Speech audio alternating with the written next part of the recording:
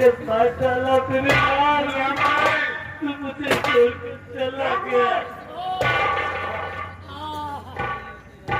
रामदेव, अरे हमारे रामदेव, तुम जाओ आदमी की व्यवस्था करो और कफन की व्यवस्था करो। और रामकुमार तुम जाओ शाही बगीचे में सीता लगाई जाए, क्योंकि युवराज की लाश शाही बगीचे में चलाई जाएगी।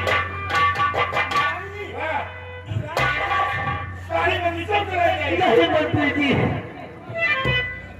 मेरे बेटे की लाश बगीचे में नहीं जलाई जाएगी, क्योंकि मैं अपने बेटे को चलता नहीं देख सकती।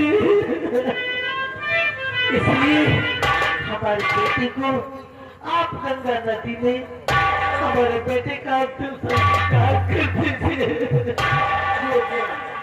मैं भी समझ सकता हूँ कि कोई माँ अपने बेटे को जलता नहीं देख पाएगी।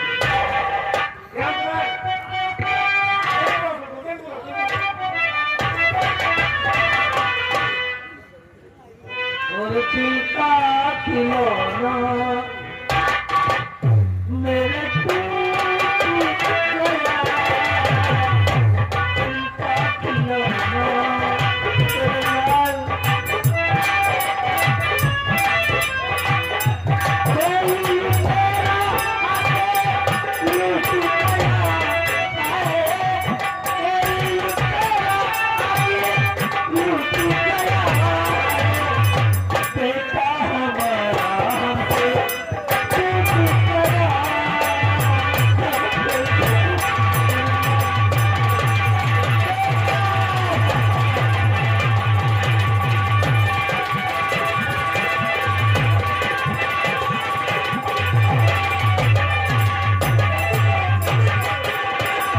कहाँ क्या कसूर बेटा हमारा,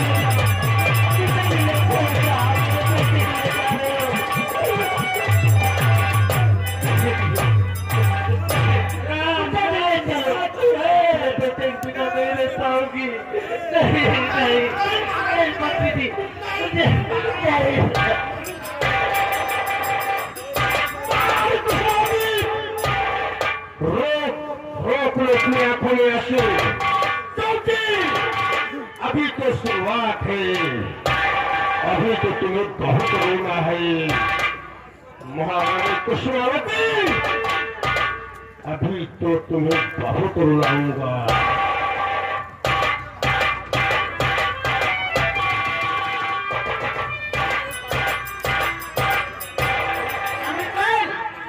देखो सुबह के 5 बजे है, ये सामने माँ गंगा बह रही है, और चलते हैं स्नान करेंगे और पहले गुरु महाराज की पूजा, फिर अपने माँ देवता की पूजा करते हैं। चलिए हाँ चलिए, समय हो जाए। अच्छा बताओ फूल वगैरह ले लिया नहीं? है सब चीज आइए।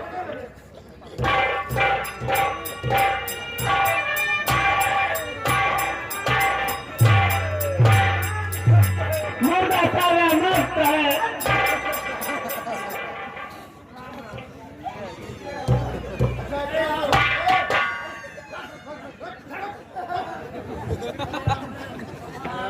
एक काम करो कि तुम लोग जाओ स्नान करो, स्नान करने के बाद ड्राइव पर बैठ जाओ, दो गाड़ी चली जाए।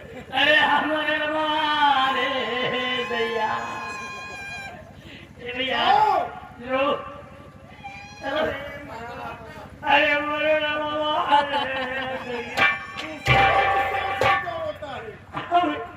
इनके बारे में सोचता निकाय का अपने बारे में सोचता। लाओ लाओ चबैना दियो हमारे सारे कहीं पाठक भैया माटी दिए जाता हो लाई बता कर लेता है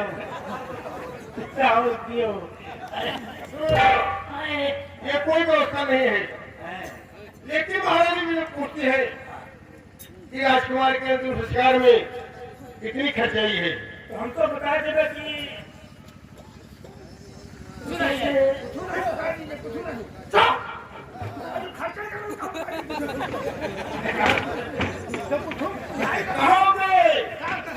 तुम तीनों को कहना है कि 1 लाख से 1.5 लाख रुपए तक खर्च किया गया है। 1 लाख से 1 लाख से 1.5 लाख झूठ बोलेगा।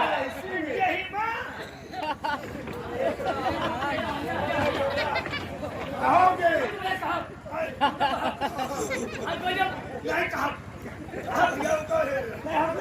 हम तो पहले तो भैया हुई आगे सारी रुपया जब मिल जाए तो मेरे खाते में जमा करवा देना। नहीं नहीं मैं बकरी अपना भैंस लेता है।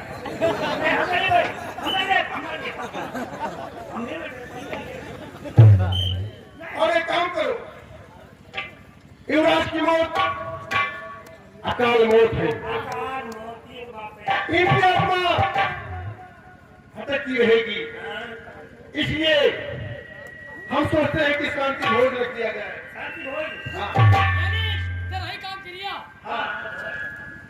तो रामकुमार एक काम करो, वो बाहर खर्चा है या तो आज भी खर्चा है तेरा। अच्छा ये मरे पर हाँ।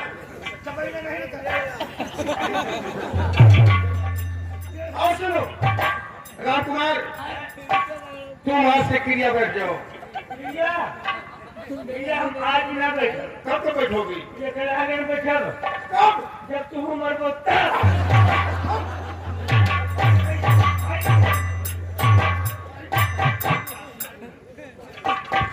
राजकुमार सिंह, तुमने मुझे 500 रुपए दिया था और मैंने तुम्हें 500 रुपए में ही कफन पहना दिया।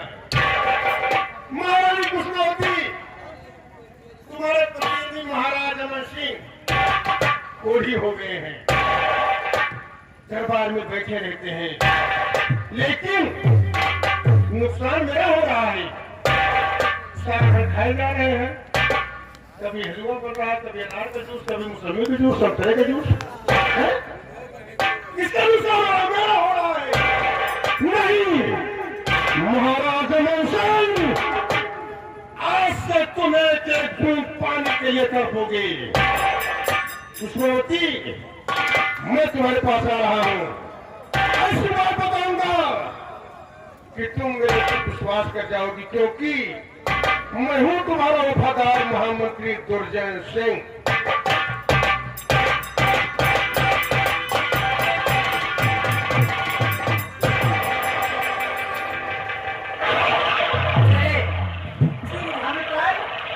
पहले स्नान करते हैं, बाद में पूजन करते हैं।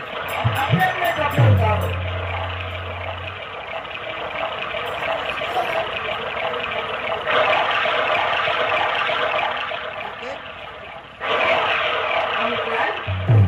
सामने से कोई लाश अपनी तरफ बहती हुई आ रही है और हम पर सुधार में उतारते हैं। पहले उस लाश को बात करते हैं, देखो लाश हमारी तरफ क्यों आ रही है, इसको उधर जाना चाहिए, लेकिन लाश इधर की तरफ आ रही है। ये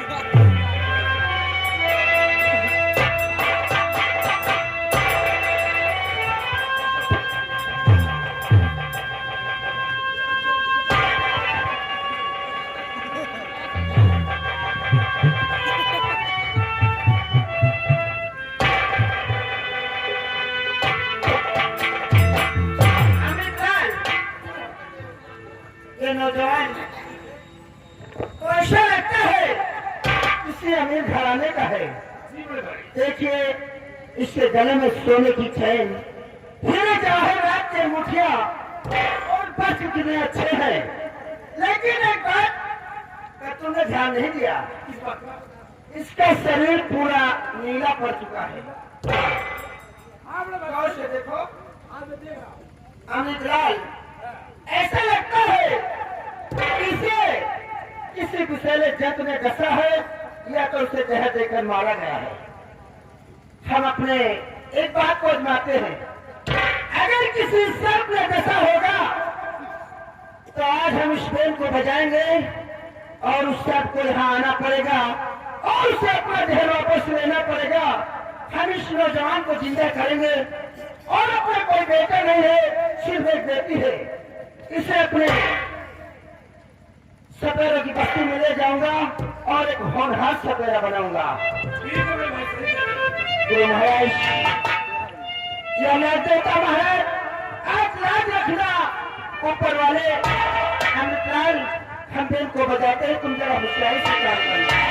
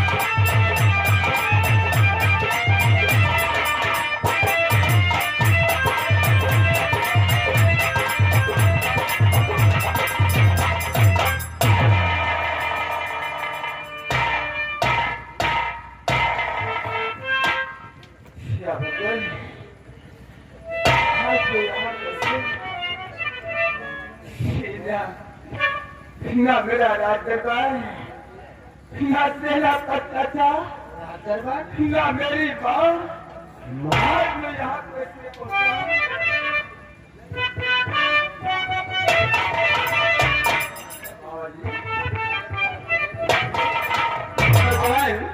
ये राज दरबार, सेनापति और माँ, मैं कुछ समझा नहीं। हाँ बोलो। मैं आज से कुछ जानकारी करना चाहता हूँ। क्या जानना चाहते हो बेटा? अरे बताओ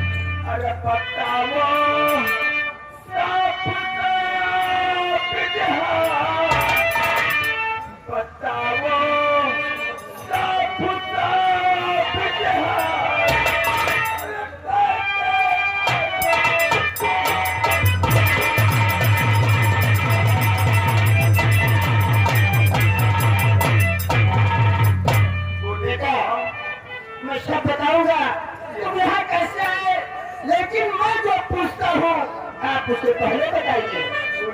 हाँ बेटा, तो बता दे लाल तेरा प्यारा। हाँ बेटा, और बता दे लाल तेरा प्यारा, और बता दे कहाँ है।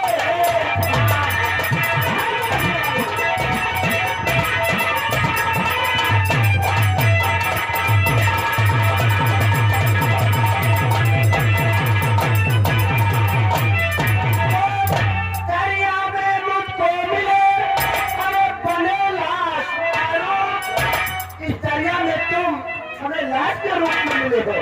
हाँ बेटा, तो दरिया में मुझको मिले, अब बना लाश का रूप।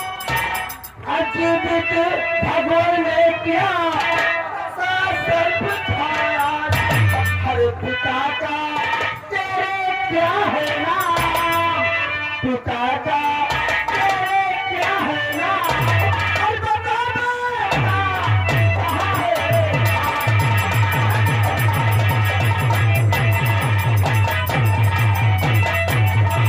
बेटा तुम्हारा नाम क्या है और रहने वाले कहाँ के हो?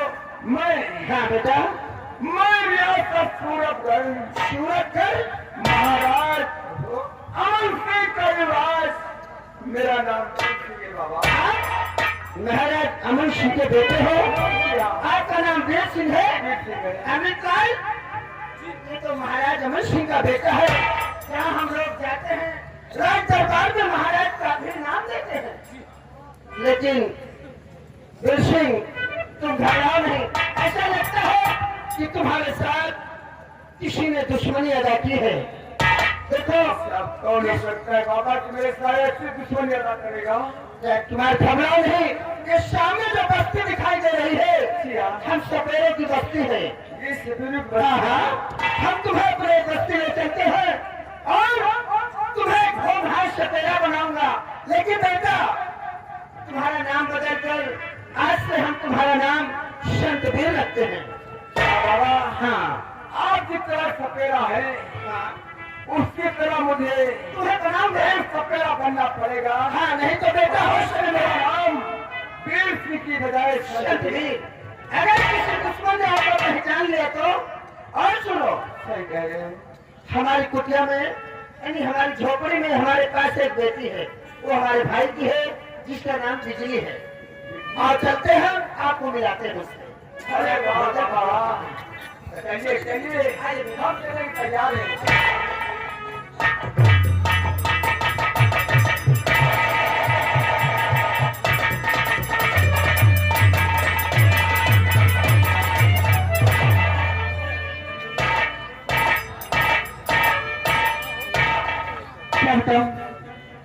आज तक कल मुझसे मिलने नहीं आया। पिताजी क्या नमस्ते। अरे एक बात बताओ, कुछ घर में भोजन वगैरह है? अरे हमारे साथ एक लड़का है नौजवान, पीछे देखो, पीछे हाथ पीछे देखो, इधर देखिए।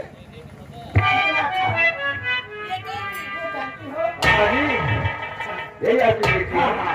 इसी का नाम बिजली है? इसका नाम बिजली है।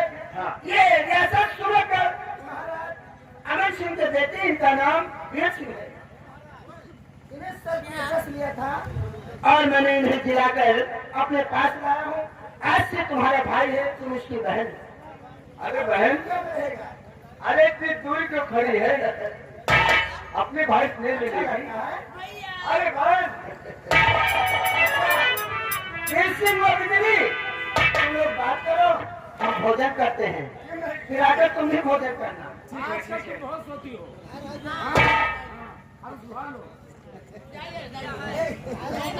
चलिए बाबा जी, हम अपनी बहन उतार देंगे। बहन और बहन आपका इतना ताना हो जब आप जा बता तो भैया आज तो खुशी की बात है। क्यों नहीं? भैया आज रक्षाबंधन की त्योहार है। क्या? आज मैं तुम्हारे हाथ में राखी बांधूंगी। अरे मैं तो भूल ही गया था, ये हिंदुओं का पवित्र त्योहार होता है और मैंने भी कड़ाई सुनी है। क्या तुम हाथों में राखी नहीं बांधेगी बहन? लेकिन यहाँ नहीं बांधूंगी, चलो अंदर बांधते हैं। अच्छा घर पर? हाँ। ये बात है, चलिए।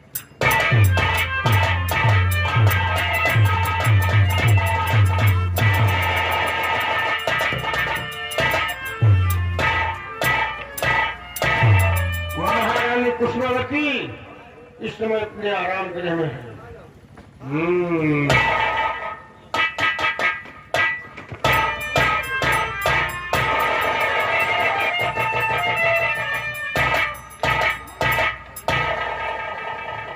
मैं क्या करूं? कुछ समझ में नहीं आता कि मैं क्या करूं।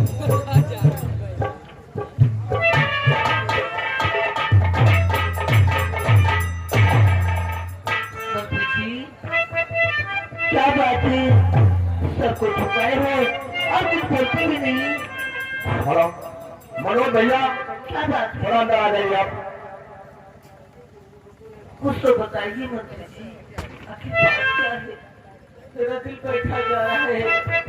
हे प्रभु, कैसे बताऊं? हे प्रभु, ये शब्द कहने के पहले मुझे मौत हो जाए मालिक। नहीं नहीं मंत्री जी, मैं मरना चाहता हूँ, मरना चाहता हूँ, मैं मरना चाहता हूँ। मुझे बताओ, क्या है? मेरा दिल बैठा जा रहा है। क्या महारानी बात, मुझको खुदा मेरा हाथ।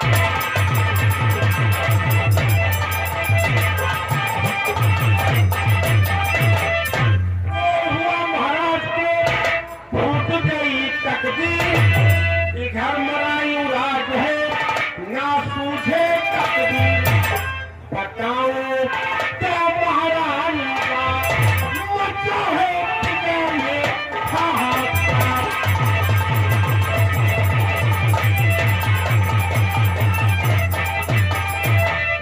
मंत्री जी, और सुनाओ और मंत्री जी अहवाल। मंत्री जी सुनाओ और मंत्री जी अहवाल। और बच्चा क्यों पैदा में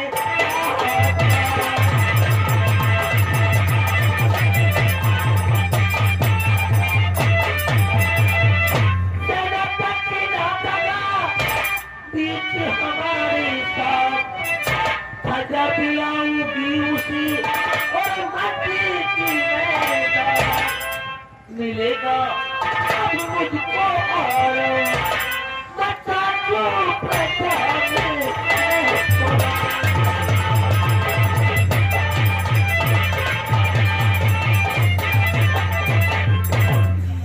आखिर बात क्या है? मंत्री जी, कुछ मुझको बतलाइए। उस समय में हमारी है आत्मा। इस जन्म की सजा मुझको है दिल नहीं। रास्ता कोई मुझको दिखा।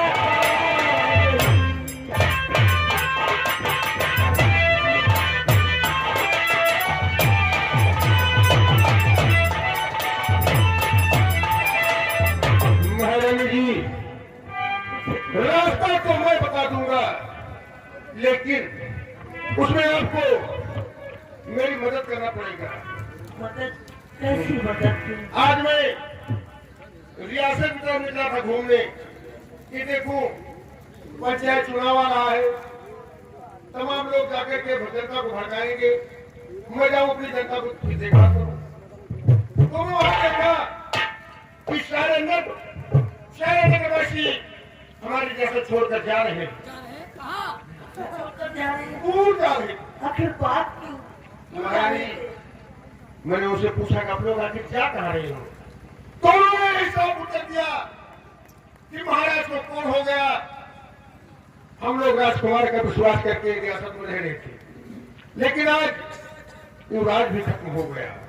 अब मैं किसके सहारे रहूंगा, इसलिए मैं कोरी महाराज के राज में नहीं रहूंगा। पूरी जनता जा रही थी। महारानी जी, मैं हूं आपका वफादार नौकर। हाँ मंत्री जी, मैंने आपको अपने हाथों से खाना खिलाया है। महारानी जी, हाँ महारानी जी, सवाल उसी दिन का तो याद है, उसी दिन का ख्याल है मुझे महारानी जी, उसी दिन का। महारानी जी, मैं एक एक नागरिक का पांव पकड़ा, हाथ जोड़ा और उन्हें विश्वास दिलाया कि आप लोग चाहिए नहीं, आप लोग को राजमाता जैसे प्यार महाराज करते थे वैसे राजमाता भी आप लोगों का आदर पर सम्मान करेंगे। क्यों नहीं करती? मेरी बात मानकर सामने के बाद अपने अपने घर वापस आ गए। तब मुझे थकावट महसूस हुई तो मैंने कहा चलो चाय पीते हैं। चौराहे पर जाकर मैं चाय पीने लगा। उस चौराहे पर एक बैठकी मिल गई। बैठकी से हमारी महाराज के रोग के बारे में बात हुई। तब बैठ जी ने कहा कि महामंत्री जी मैं महाराज का कोढ़ ठीक कर सकता हूँ। जी हाँ। मैंने कहा महाराज का कोढ़ ये कोई जन्मजात कोढ़ नहीं है, किसी तांत्रिक का दिया हुआ श्राप है। तो बैठ जी ने कहा महामंत्री जी मैं वैद्य भी और मामले का भक्त भी हूँ। यदि महाराज मेरी कुटिया पर एक हफ्ते के लिए आ जाए तो मैं महाराज को ठीक कर सकता हूँ। कहा मैं महाराज को लेकर अवश्य आऊंगा। महारानी जी आपने मेरी खूब सेवा किया है, महाराज ने मेरी खूब सेवा किया है। महारानी जी मैं कसम खा के कहता हूँ कि मेरे साथ महाराज को भेज दो, मैं महाराज को बहुत जल्द ठीक करवा दूंगा। महारानी जी हमारे बहुत वफादार मंत्री हो तो तू बर्दाश्त करती हो। क्यों नहीं महारानी जी क्यों नहीं?